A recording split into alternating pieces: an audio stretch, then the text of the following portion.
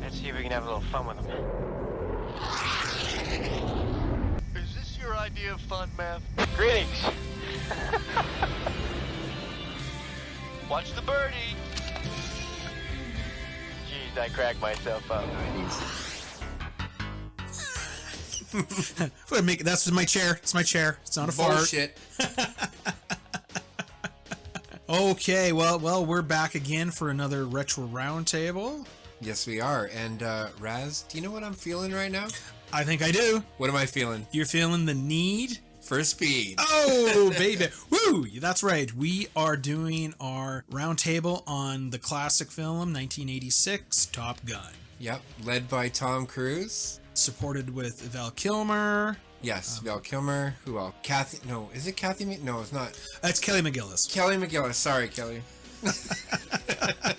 Right on, hey? We do our research on the Turk Raz podcast. Yeah, I'm terrible with names. So let's just hold on a second. Tom Cruise, who plays Maverick. Pete Mitchell, he's a U.S. Navy pilot. Kelly McGillis as Charlotte Charlie Blackwood, an instructor at the Top Gun and Maverick's love interest. Yep. Did you know she was based on a real-life person, Christine Fox, who worked in the Marine Corps at Air Station? I did hear that, yes. Val Kilmer as Lieutenant Tom Kaczynski, Iceman, who's my favorite character in the film. Yep. One of the Top Gun students, and he's the rival. Like I said, Anthony Edwards as Nick Bradshaw, Goose, his best friend and his interceptor. Tom Skerritt plays Mike Metcalf, Viper, the commanding officer instructor at Top Gun. He's a veteran Vietnam War hero who served with actually Maverick's dad, Duke Mitchell. That's right. So he's kind of plays a father figure. Michael Ironside as Rick Heatherly, Jester. So like every character has like a nickname. Yeah. Is it me or every film I see Mike Ironside in, it looks like he just got out of a war movie because like just the way he looks, like he's got the scars, like he's got a few scars on his face, and it just looks like he's perfect for all these roles. Yeah, because I think those Starship Troopers, right? Wasn't he in Starship Troopers? I've never seen that, so I have no idea. I wonder. I forget, but anyways. Yeah. But yeah, he's a good character actor. He's in so much. I think he's a Canadian-born actor. Yeah, you know, I think he did a small independent film in Saskatoon actually many years ago. That would make sense. There's lots of stuff. Do you know Tim Robbins is actually in this film? I did notice that. Yes, I did. And a notable actor that maybe you won't know him by the name, but it's James Tolkien as Stinger. He's the head command. He's the commander on the USS Enterprise carrier air group. I had to stop myself. I was like, wait a minute, this is not Star Trek. Yeah. And he was the principal in Back to the Future. What was that guy's name? Oh yeah.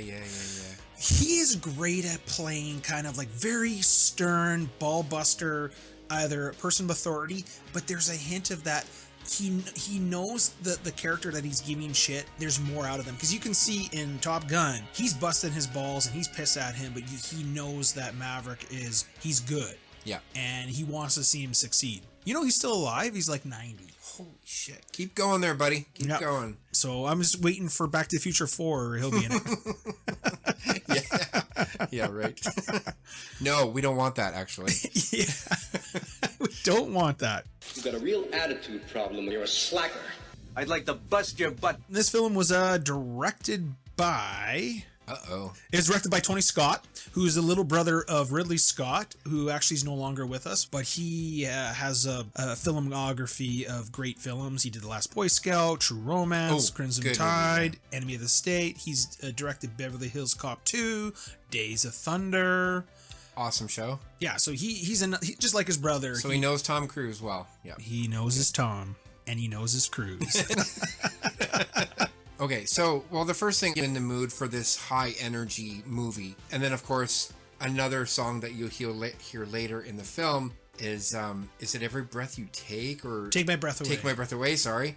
That was a Police song that I was referring to, but, yeah, Take My Breath Away. Yeah, no, man, yeah. So that one's, you know, more every time that Maverick and, what's her name? We'll get Charlie. They would. Charlie, that's right. They would hint that song every time you would hear like snippets of it, and until they started making out, and then they played it. You want to talk about recycling musical like themes? Yeah, like Danger Zone and Take My Breath Away. Danger Zone, I think they play it like at least 3 times. Like you just and Take My Breath Away is played throughout the film every time they get together. Yeah, and every time I hear Take My Breath Away, it just makes me think of like hardcore tongue action, right? Because in this freaking movie, Tom and Kelly McGillis, they're tonguing each other hardcore. So there's a lot of heavy petting. There's some heavy stuff in there. Come here, you. Okay, but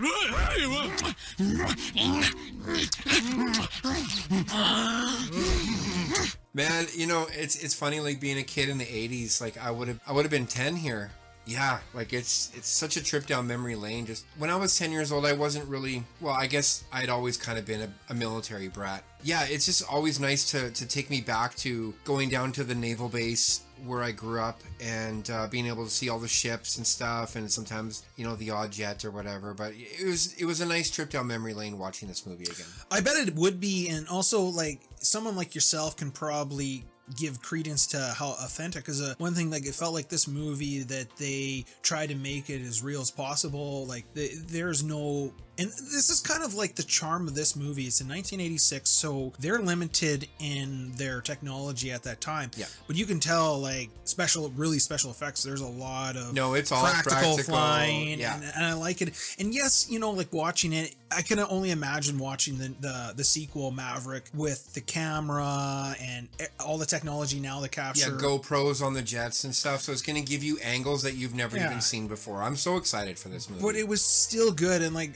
to go back to even just the beginning of the film, like just with the credits, I love how the credits are so, it's like that has that somber classic theme from Top Gun, and it's playing, and you see them, they're on the ocean carrier there, and they're on the bridge deck there, they're fueling up, they're doing some tinkering, all the maintenance crew playing, and then after Tony Scott's name flashes past us, it kicks into overdrive, play Danger Zone, and it's kind of like it's kicking in high gear, and it's letting us know we're in a ride with this movie. And I think this is what this movie is. Yes, is this movie a great film? No, but it's actually a fun nostalgia ride. The story isn't super complex. It's just a simple film. Like, you can almost be falling asleep in your chair watching this movie. You don't have to pay attention. It's just all about the visuals, a bunch of sweaty dudes. Yeah, like, I mean, seriously, except from Kelly, everyone is sweating hardcore. It's just a major, like, duck butter swass going on here. Every scene. That's because I make sure that each one of my balls gets plenty of oil. My mouth's watering just thinking about those. I'm thinking, like, man, how hot is it there? Because everyone is dripping with sweat every single scene. I'm like, man, don't these guys get climatized to where they live? Well, there's, like, a bunch of things that really stand out is obviously sweaty dudes and Tom Cruise's unibrow in this. Yes. Like, I found myself fixated on this unibrow, and like actually back then how crooked his teeth were. Like, it didn't feel like they were lined up like his 2 front teeth. They felt like he had like 3 front teeth, and I'm like, what the hell? And I found myself fixated. I'm like, look, man, get this guy to the dentist. And also, there's a lot of like talking about like dicks and effing and shit. Lots of, I'm gonna say it, homoerotic shit in the background. Yes, of Boston. that's totally what I was thinking. It was hilarious because like everyone's breaking each other's balls. Like even Charlie, she's good at it. Yeah. Like, I enjoyed that. I kind of forgot about it. She was a tough character. She really was. Yeah, I enjoyed her character. She was great. She was tough until she got infatuated with Tom. Then she kind of... Then she turned to butter. She turned to butter. As women do over Tom Cruise. They all turn to butter. And I totally understand why this film was very popular with... Because, like, yes... On the surface, it feels like it's a movie for men and like, let's be men taking charge and stuff. But to me, exactly, this is more of like a female film because like these guys are sweating, they are shirtless, they're shower scenes, you know what I mean? Like talking of hard-ons. To me, I understand why women would be into this. Like to me, this is like, do we talk about male gaze? This movie is totally for the female gaze. It is for sure, and that goes along with movies like maybe not so much Days of Thunder with Tom Cruise, but like Cocktail, that was another one for the females. I know a lot of females that absolutely love that one. I mean, that's sexist, but Okay. So to me, that gave me the same feeling that women would really enjoy this film, just seeing a bunch of sweaty dudes playing volleyball. I'm also enjoying like the airplanes and the action and stuff, because like you can't tell me it doesn't matter. Everyone, how can you not get excited for these big fighter jets going up there, man? Like, I mean, Well, and that's for the guys, right? Like that's I disagree. I think women are totally down with that too, man. No, I'm not saying they're not. I'm just saying, but the men just go, all home improvement and go, arr, arr, arr, like, over that. Yeah, shit, yeah, you know what I mean? yeah, kind of the, Yeah. yeah. The but- Tim Allen stuff. Yeah, Yeah. so this movie kind of has everything for everybody, like the heartthrob, so I get it, eh? Yeah. Yeah.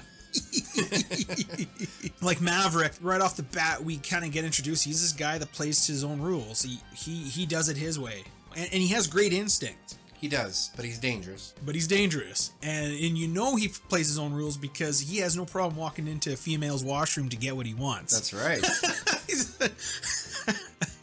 That's a guy with confidence. Yeah, he's definitely, and in the whole movie, he has like a shit-eating grin basically throughout it. And what's with that stupid grin? Oh, yeah, he does. And he has the unibrow to boot. Love that unibrow.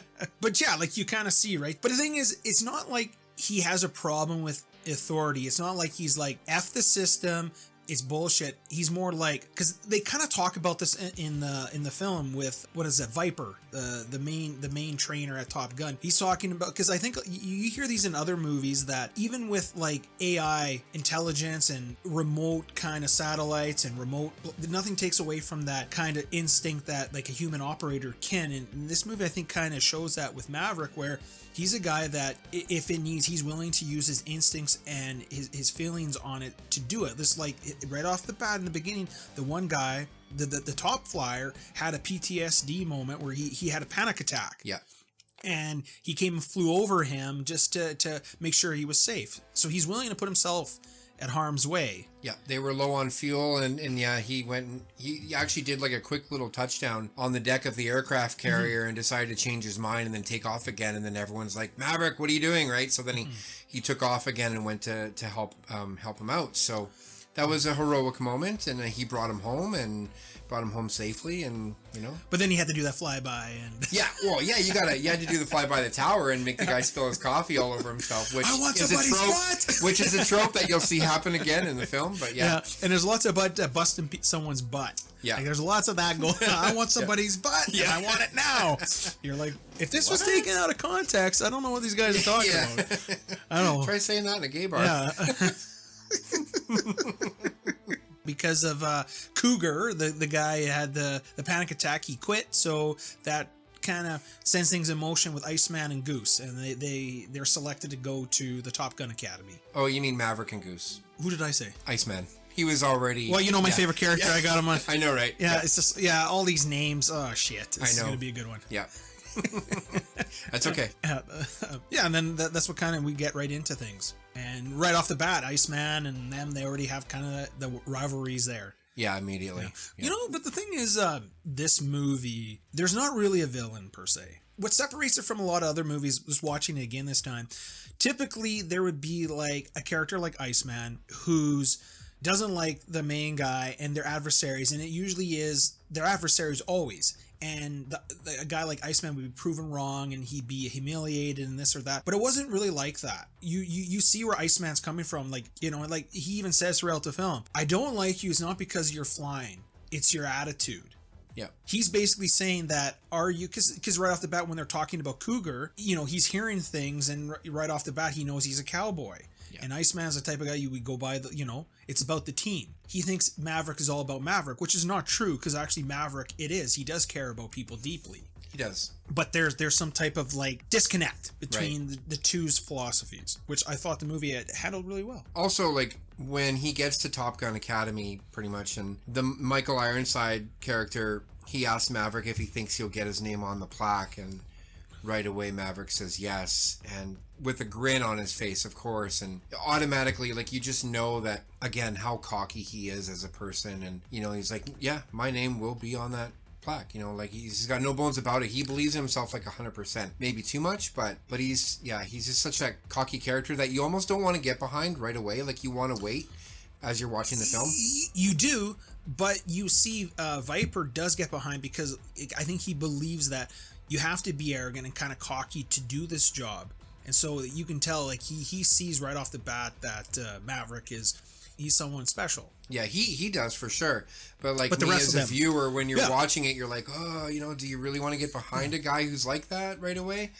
And also this film, I kind of forgot he fails. And again, this is what some of our contention about some of the more modern movies and storytelling is, that they have characters and they don't give them fallibility. They kind of just, they'll have them in events and stuff, but they don't show them really personal failure. Like, they're not, you know what I mean? They're like, well, they're just a great person, and they just have to realize they're a great person. Where like Maverick, he is arrogant and he is reckless, and he does realize his recklessness kind of, in a way, he thinks led to losing Goose. Yes, that's true. He has a trouble after that he struggles. So I thought the movie handled that good, that he, you know, it was trial and tribulation. Like, and don't forget that one training session where he was, you know, his wingman was off somewhere else, and you know, they always mentioned that, or said that you had to stick together, but he left his wingman over in another area, and then he went to go and attack this other guy, and he forgot that Viper came in behind him and basically put the locks on him, and, you know, basically said, I'd kill you by now. So he failed that mission for sure. So proving again his arrogance. Yeah, I think even that first one they did really well, but they reamed him out because he didn't follow protocol. Yeah. And everyone calls him out on it. Jester and Iceman in them. Might have worked before, but here it doesn't cut it. Obviously, Goose, I always forget how good Anthony Edwards is in this film. He possibly has the best sex offender mustache on film. Yeah, that mustache was pretty special. That was a porn stash for sure. Well, that's what's great about the nostalgia of this film. There's like big hair, cool shades, cool mustache, you know, hard drinking. Yep. It's good. Yep. Hell yeah. Let's go kiss some dudes. I mean, kiss some ass. I mean, fly some planes. Yeah, that's what I meant.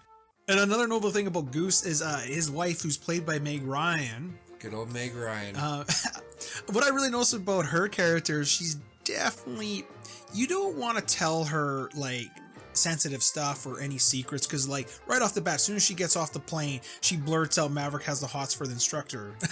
So you definitely, and she, throughout the whole film, she's like, you know, she tells like Charlie, oh, he's in love with you. Like, this is a character, you know.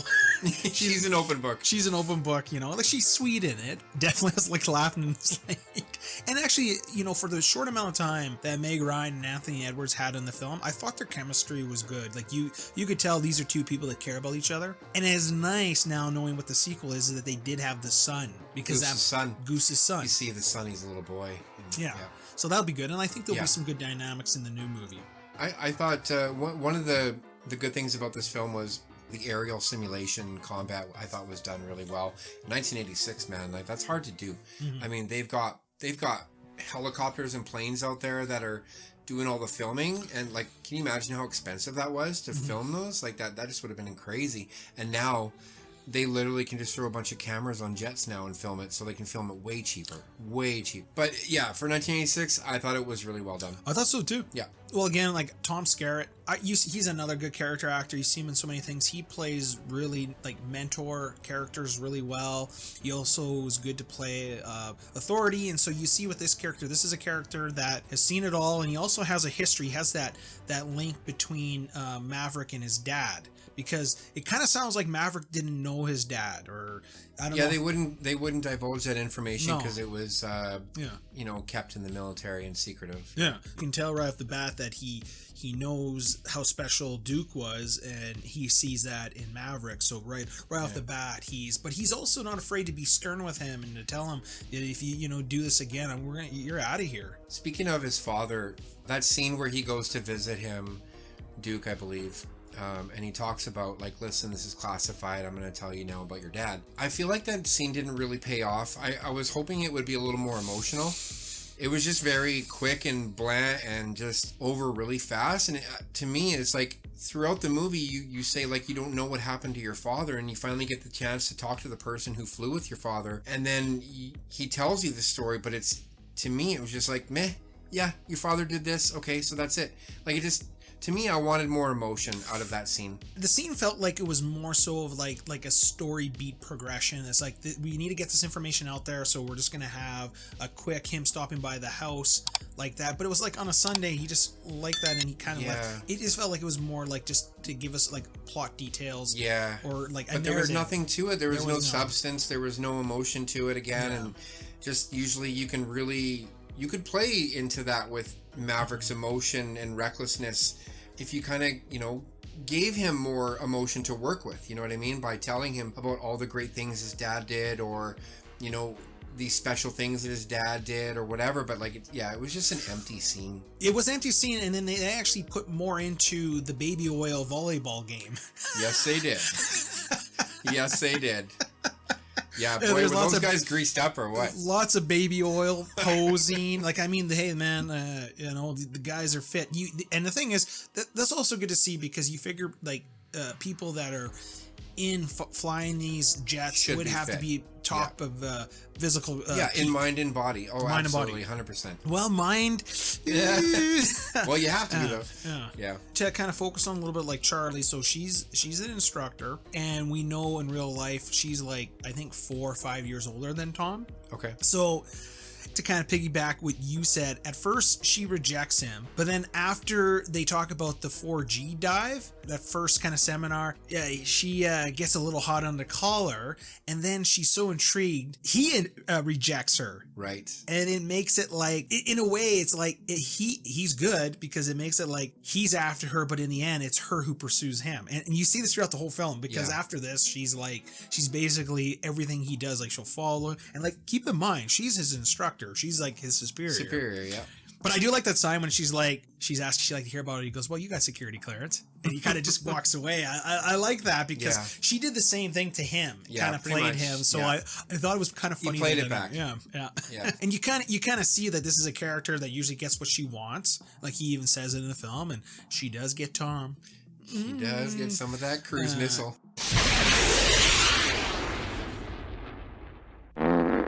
She's very direct, and she's a no-nonsense kind of person, which is good.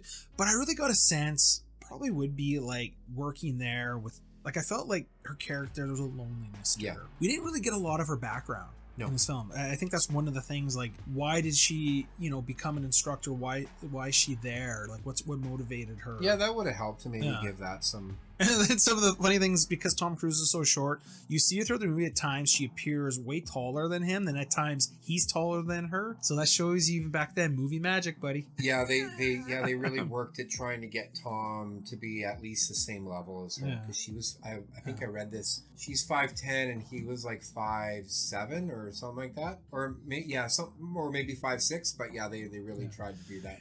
And the scene that really cracked me up, I think, was after class, where she wasn't giving him props for something because she didn't want to come off him as a favorite. He takes off. She follows him. And, like, I mean, she's chasing him, running through red lights, intersections, almost causing accidents just to get to him. I was just like, wow. Yeah, that's a little excessive. Yeah, she fell for him hard. Yeah. I don't know if this is a bad thing, but they use Goose's death to really kind of add like sympathy or some type of real drama, because they're like, did they really need to kill Goose? No. And again, that's another scene that his death, again, it just seemed kind of empty. I just didn't feel a lot of emotion watching them deal with his death, like, other than the fact that he was in the water with him and not letting him go so that the helicopter could raise him up. But after that, it's like, well, that's the end of Goose. It's like, meh. Like, I don't know. I just didn't feel anything. Like, and usually movies like that should make you feel something. I'm missing that. Because you might know this better than I would, but doing this type of career, I think Viper even says it, that people are going to die on you. Someone's going to die. It's, you know, that's a probability. And part of it is that you're going to have to move on and like kind of work past it. And the film, you know, because it's so short and it's not really a thick plot, just kind of floats over some of that stuff. And you're like, was it really needed, or is it just there? Add sympathy for Maverick to have him, like, you know, really question himself. Was it necessary? Or I don't know. I just thought it was just out of nowhere that they kind of had to kill Goose. Yeah, actually, you could probably redo that movie and not kill him. I think it would be fine. But on the other hand, because as far as like some type of resistance to them, because it's not like it's a war movie per se, so it's not like they have some type of unidentified enemy, or it's not like the classical. Well, they do go into conflict where they could have killed him. Could have killed them there. Because they end up, are those Russian that they're... No, they're not Russians. I think they're like... But anyways, I feel like that would have been a place where you could have killed someone important rather than a training exercise. I don't know. Because in the end, they do set it up that this is for real and the stakes are high. Yeah. You see in the beginning of it over the Indian Ocean that they had the one fighter targeted but didn't. So it was kind of like teasing that we're going to attack, but we're not. But in the end, they attack. But then you're like, well, okay, but Maverick and all them, they killed a few people. So what type of international incident would that cause? Like, yeah. Like, there was like you don't know what the repercussions of that or the stakes. Touch on that like, much. yeah, you didn't feel that. I think the problem with this movie is, you didn't really feel there was high stakes. No. Yeah, it makes it a little bit dull. Yeah, it does. And that's why the rewatchability of this movie now, it's like, oh man, I guess if I was 10 years old when it came out, it probably would have been a badass movie. But being mid-40s, it doesn't hit the same. At the time, like, I think the reverence towards this film is that it's movie that really put Tom Cruise in major stardom. It really catapulted him into mainstream audience. Yeah, he had some hits with Risky Business actually was probably his greatest first coming out. Yeah, it was his kind of coming out role or his. But this was a big. This is the one that took him to the stratosphere. Yeah. I think that's why a lot of people hold it. And then it's like fighter jets, testosterone. Yeah, me too. In hindsight, I would recommend watching Iron Eagle if you wanted a better story and the same elements. You got jet fighters, you got fathers and sons and best friends going to save. Like, that to me was more, the stakes were real in the entire film. There were no training exercises. It was, the stakes were real all the time, and they were going into into another country to infiltrate, trying to save his father and break him out of prison. Like, that to me was a much better story. But on the other hand, to play devil's advocate, it is also kind of refreshing having a movie where we don't necessarily always have to have major. It was more so the stakes. It was the interactive dynamic between pilots. Because I think that at the core, it was that Maverick is someone that, learns that, yes, he has to trust his instincts, but he also has to play by the rules, and he also has to be there for his wingman. That's at the end of brought him and Iceman together, was that he wouldn't leave him when, he was told to, and he stayed there and supported and he kept him safe. And that, I think that's the thing about unity, because you probably need that to be a fighter pilot. Like, you need the trust. Oh, for sure. And it was also that, trusting himself. So there was some overarching themes in this film that I think are deeper than sometimes we give it credit for. And it's a love story too, and Iron Eagle is not a love story, but that's a completely different story. But yeah, this one, it's not as exciting as, in my opinion, Iron Eagle has more excitement and more at stake, but this one is more about the characters together and the love story. And kind of shows you, like, overall, most people, when you think of, you compare Iron Eagle or Top Gun, Top Gun is the bigger film. Well, it is. It will, because it's got Tom Cruise, and you've got. It's not just Tom Cruise. It's that people like other the people too. Yeah, like the people. Like, people like this movie. Like, we might be some of the more critical of this film. Yeah, I think people went to the theater to see that because of Tom Cruise. I don't know, man. That's just my guess. But I'm not saying it's a terrible movie. I'm just saying that Tom Cruise would bring people to the theater. I'm not saying that's not true, but I think also a fighter-led film, people are intrigued by that. Yeah, but I mean, again, like I said, Iron Eagle just didn't have the star power. Didn't it have Lou Gossett Jr.? Yeah, but he wasn't Tom Cruise. It's Lou Gossett Jr., okay, man. That I love Lou Gossett soul. Jr., but I'm just saying, he's not Tom Cruise. Not an amazing, hot-looking guy. Like Louis Gossett Jr. was probably a grandfather in that movie. Tom Cruise is not. I mean, Val Kilmer's way more dreamy than him. Anyways, both good films, though. Yeah. To hear watching the Val documentary, because I thought I heard that there was actually tension between Tom and him, and I think they actually, both Tom and Val, kind of played it up in the media, but there was a like Tom fought really hard to make sure they had Val Kilmer in the sequel. He basically, we can't do this movie without Val Kilmer. The Iceman. Yeah, you gotta have the Iceman in there. You gotta have him. And also, as Val Kilmer, like, you can be my wingman anytime. Bullshit. You can be mine.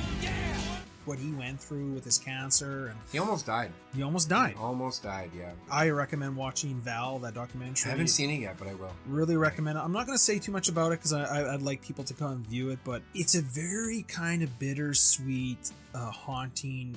This is a person that loves like cinema, loves life. Yeah, he's an interesting character, and yeah, it's a heartwarming documentary. It's one of those ones where you just are rooting for Val. All right, so other than that, I have some little tidbits about the film. All right, well, what tidbits do you have? Enlighten us, because you are the Top Gun expert. Well, yeah, I had to look these up though. Well, don't give away our secrets. Oh shit! It will edit this come on, out. man. Yeah. So I got a little part here. When the students are being briefed by Charlie in the hangar, Maverick explains that he gave the bird to a MiG. She asks how he saw the MiG up close, and he says, well, he was flying inverted. Right then, Ice coughs and says, bullshit, and all the guys laughed. Well, the bullshit line was actually ad-libbed by Val Kilmer, and everyone's reactions were genuine. So that's a really cool Val Kilmer scene there. Yeah, that is. Another one, Anthony Edwards is the only actor who didn't vomit while in the fighter jets. Must have been a stash. Yeah. Yeah, kudos to Anthony Edwards. Stash is kind of like a protective coating for that vomit not to reach. Yeah. And Michael Ironside stated in the DVD commentary that he was so convincing as an officer that when he heard someone running towards him below decks, he got onto the sailor who was running. The sailor saluted and slowed down until he got out of Ironside's line of sight and started running again. The sailor never knew that Ironside was an actor. So pretty interesting. He actually thought he was running past an officer when he wasn't. He was just an actor. That's pretty cool. He plays military authority type characters. Well, he's played him in like so many movies. I'll have to look it up, but I'm pretty sure he's in Starship Troopers. But anyone, you can let me know in the comments if he was for sure, because I totally forget. But what? I thought you would know that. Yeah, well, I'm not a professional Michael Ironside aficionado. Well, you should. He's Canadian. Yeah, I know I should. Yeah, he's a good guy. He probably was in Starship Troopers. That kind of makes sense. I feel like he was. I've never seen that film, so I can't comment on that. All right. Well, anyways, that's all I have for tidbits about the film. How many Danger Zone songs would you give this out of 10? Danger Zones? Jeez. See, it's always hard ranking these classic, these retro films, because there's one kind of like, I look at it from like a nostalgia purpose. I want to rate it higher, but if I had to, I'd give this one, I think I'd give it a 7, like overall, because it's a still pretty well crafted film for its day. I think I'm with you on that. I think 7 is fair. I think it's got all the right beats of the time, and it's just it's an interesting film for people who love fighter jets and speed and adrenaline. I think it's up there. Definitely it is. And also to kind of go back to, I went to the archives, because that's what Turk and Raz we do. We do a little bit of research. I know it may not sound like Bullshit. But you were correct. Mike Ironside did appear in Starship Troopers. Okay, awesome. So yeah, I'm validated. You're validated. All right, so I do know something. Yes, we don't know what that is, but yeah. Okay, yeah. But yeah, so anyone who likes Michael Ironside, go check out Starship Troopers and Top Gun. Yeah. The only thing I know about that movie is that it had the co-ed shower scene. Oh yes. We're bringing it back. You're bringing it back. To talk about like the Maverick sequel, which I think we're both looking forward to it. So far, early reviews are saying that it supersedes the first film in all aspects. Yeah, this is the first movie in quite a while that I'm actually excited to go see. Like, and I know it's kind of like, well, can you really base that? Because like you said, is the Top Gun a really great film, like the original? It's not, but what gets me excited is that the technology can really heighten the experience here with the jet fighting, and I just think I think the stakes will be higher, and I think the story will be better. I really can see it. Definitely. And one thing about like Tom Cruise is that I think that he's going to bring the reverence to this. I think his story is going to be interesting to see this older version of his character who, from all sounds of it, he kind of turned down promotions and he kind of just stayed where he is, like I think an instructor. So this is someone that kind of still thinks outside the box, And it's going to be interesting because I think Val Kilmer, the Iceman's character, is going to be an admiral in this film, and he specifically requests Maverick to come to the academy at the Top Gun to teach. There's some notable stuff about that. I was kind of curious because Miles Teller is going to play Rooster, Anthony Edwards, or Nick Goose's son. Yeah. They didn't bring back Meg Ryan as his mom. They have a different actress, which I was kind of curious why Meg Ryan is not returning. I know they touched upon why Charlie Kelly McGillis didn't return.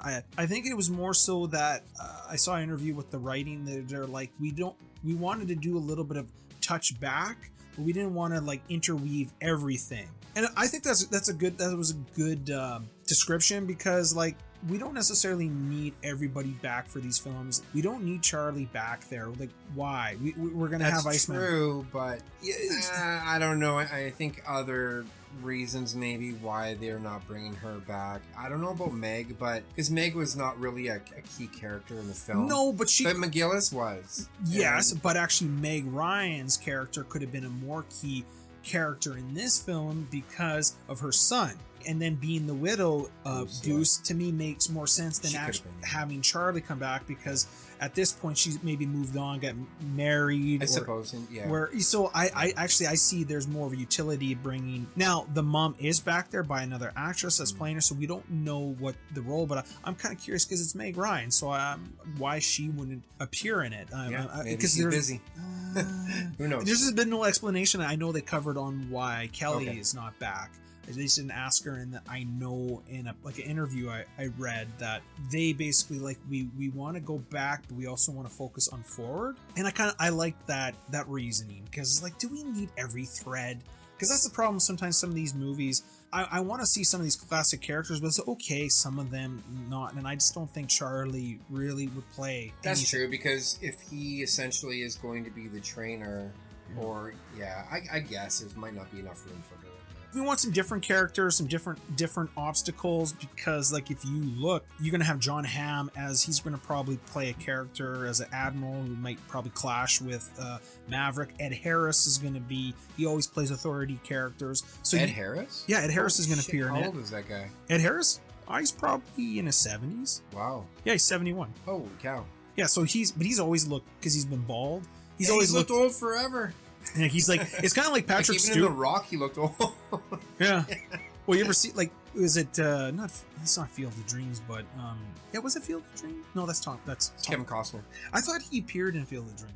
I can't remember. His wife did. Never mind. Yeah, that's but Ed Harris is like Patrick Stewart. Patrick Stewart has always looked old. Yeah. Like since Star Trek. The poor days. bald guys, they can't get any love. Hey man, you gotta give it to the bald guys. Yeah. It's a condition. That's right. That's why, Alopecia? But yeah. Fuck Hollywood. Keep my wife's name out your fucking mouth! So, Maverick looks good. There's some good actors like Ed Harris. I am especially super excited because Val Kilmer's back, because of what he went through with his cancer. Like, apparently his voice, because he couldn't, if you listen to him, they artificially like recreated his voice in the recording. Crazy. So it sounds like him. It's wild. That is crazy. I heard a sample of it like on YouTube. It is haunting. It is fantastic for Val Kilmer. I know we're going on a little bit of, but whatever. You know how we talked about kind of the moral responsibility and CGIing actors and characters that have passed on, like say Peter Cushing or Carrie Fisher, that this could be used like framing somebody for like a crime. Well, with the voice thing there, that's even just as dangerous, because you can now put words in people's mouth that they didn't say. So then the context, so that's what's very scary. Dangerous. It is awesome, but also you're like, ooh, this can open up a can of worms. But yeah, I think Maverick is gonna be, it's gonna be one of those surprise. I think there's a lot. If it's as good as what I'm hearing, I think a lot of people, this is potential to be a pretty decent sized movie. I think people want a movie like this. They want something a little bit different, but with a little bit of retro. And I think Top Gun Maverick might be that recipe this summer. Time will tell. Yeah, a lot of grandmas and grandpas, and you and I will be there, and we'll give our review for sure. Yeah, maybe your little mini me will join us. My mini me will probably come. I'm gonna make him come. But you got to make him. He's got to watch. He said he hasn't watched Top Gun. So he needs to watch It's that. going to be tough. Yeah, 1986 film for a young gaffer like that. It's going to be tough for him to watch, I think. But Well, he watched Pulp Fiction, and he's watched American Psycho. yeah, they're a little bit newer, but whatever. It's fine. Yeah, we'll see. We'll see. Yeah, get him, because tell him he needs to watch The Man with No Name trilogy, get him the 1960s. I told him he's got to watch Casablanca, he's got to watch... Yeah, he's got to go way back to the 30s and 40s. Yeah, he's got to watch Gone with the Wind. Yeah. He's got to go The Godfather. And this is just before Maverick. Yeah, no, yeah. So he's got to do those. Dirty Harry. Like he probably would like the Dirty Harry series. That's about wraps it up for our Top Gun Retro Roundtable. This was a fun discussion. Yeah, it was fun revisiting the movie again. Yeah. They gave you a choice of duty, son. Anything, anywhere. Do you believe that shit?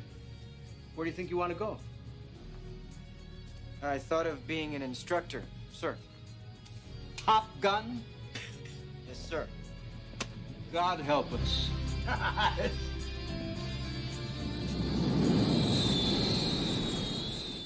Gives me a hard on. By the end of Vietnam, that ratio was back up to 12 to 1. Don't tease me. Yeah. Thank you for listening to the Turk and Raz podcast. You can catch us wherever you get your podcasts, such as Google, Spotify, Podbean, Audible, and Amazon. You can also follow us on Twitter at Turk Raz, as well as YouTube, Odyssey, and Rumble. Let us know your thoughts in the comment section, smash a like button, and subscribe to the channel, ring the bell for notification, and share our videos and podcasts out there. Thank you for listening, and we will see you again. Thanks for listening. Bye.